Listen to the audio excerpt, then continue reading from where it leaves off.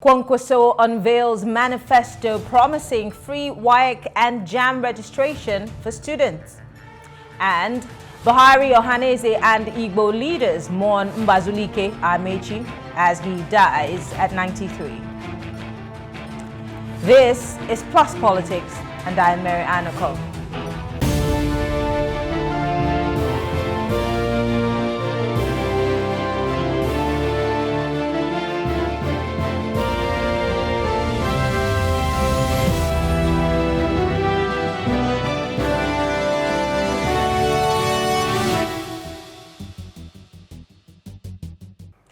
The presidential candidate of the new Nigeria People's Party, Rabiu Kwankwaso, on Tuesday pledged that he would ensure that all entry examinations into tertiary institutions were free for Nigerians. According to him, his administration, if elected in 2023, would ensure that parents do not pay registration fees for West African Economic Examination, Council, WAEC, or the Joint Admissions and Matriculation Board, JAMB, and the National Examination Council, NEC.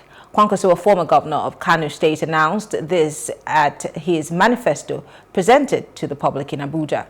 Aside from ensuring free examination forms, Kwankwaso said JAMB results under his government would have a lifespan of 4 years and pledged to mop up the 20 million out-of-school children in Nigeria in the next 4 years. Well, joining us to discuss this and the manifesto is Comrade Sofred Paul. She's a member of the Kwankwasiyya Movement and, of course, the NNPP. It's good to have you join us, Sofred. Thank you. Nice having you.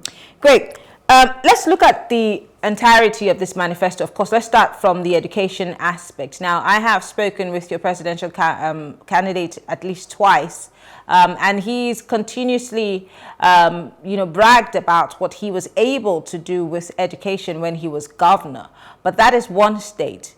Now, comparing what you've done in a small state, that's 1 out of 36 states in a federation you are going to be or trying to be president for. Of course, it's a totally different ballgame. But let's look at this manifesto. It starts by talking about leadership and justice. And it says that the NNPP will provide Nigerians with patriotic and competent leadership that is guided by 7 time-tested principles of public life, selflessness, integrity, objectivity, accountability, and openness, honesty, leadership by example. And he says they will be fair and just to all. Anybody can write a manifesto. Why should Nigerians believe former Governor Kwankwaso and all that's written in this manifesto? Okay. Thanks for having me here. Senator Rabiu Kwankwaso has been a great leader. He has been an integrity man. We call him the Mr. Education. Reason is because he's done a lot in the educational sector. And I can assure you that you should count on him on what he said in his manifestos. Because number one, he said he is going to provide 500 classes to Nigerian schools, and I can assure you that he will do that because he believes he believes the child of a poor man, and he believes in the educational sector. He believes a son of a nobody can be somebody. So, and that is the reason why he's going to invest more in the educational sector. He talked about mopping up the 20-plus children who are out of school. I'd like to tell you, or rather inform you, that most of these children are from the north. And he has, had a movement in the north, apart from the fact that he's been governor twice in Kano State. How has he been able to deal with those children who are out of school? What has he been able to do to, one way or the other, reduce those numbers? I mean, you don't have to wait to be president to be able to do that, right? He has done that during his tenure as a governor of Kano State by giving free scholarship to a son of a nobody. He has given thousands of scholarships. He has sent so many to the school, and I can assure you that he's going to do more. How is he going to do this?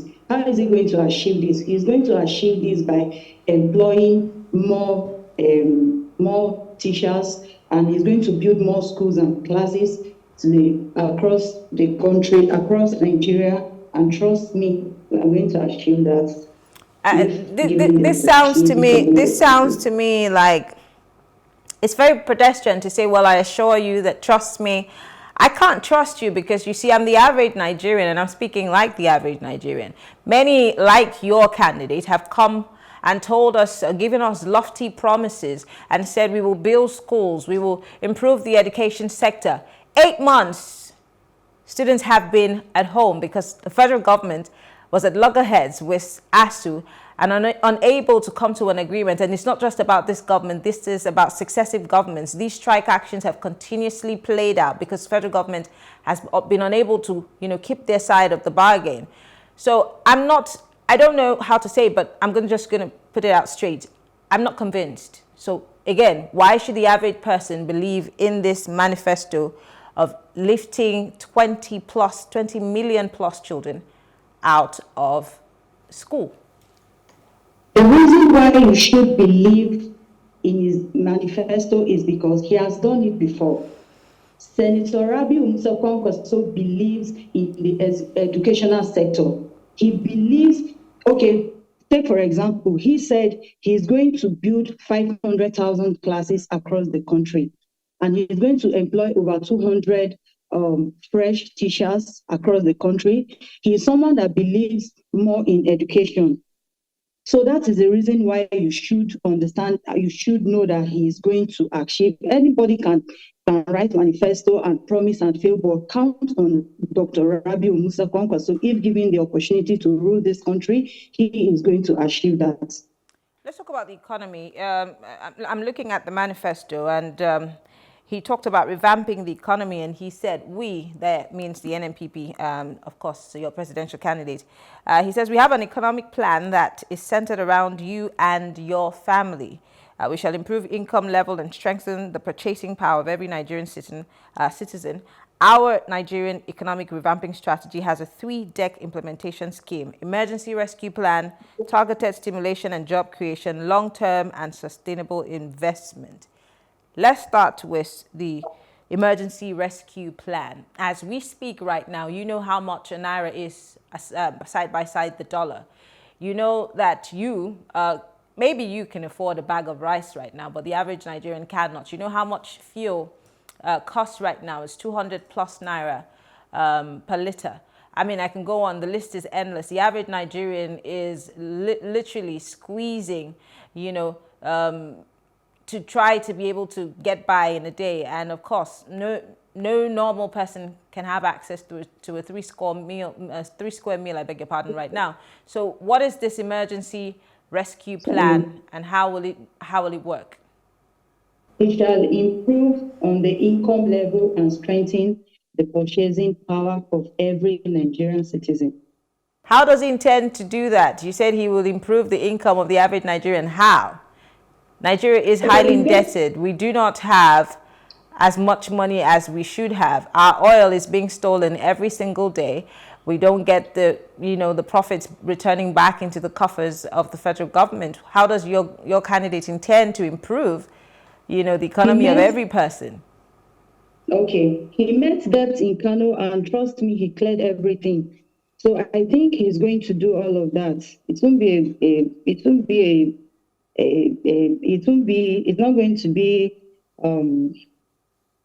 to be a difficult something for him.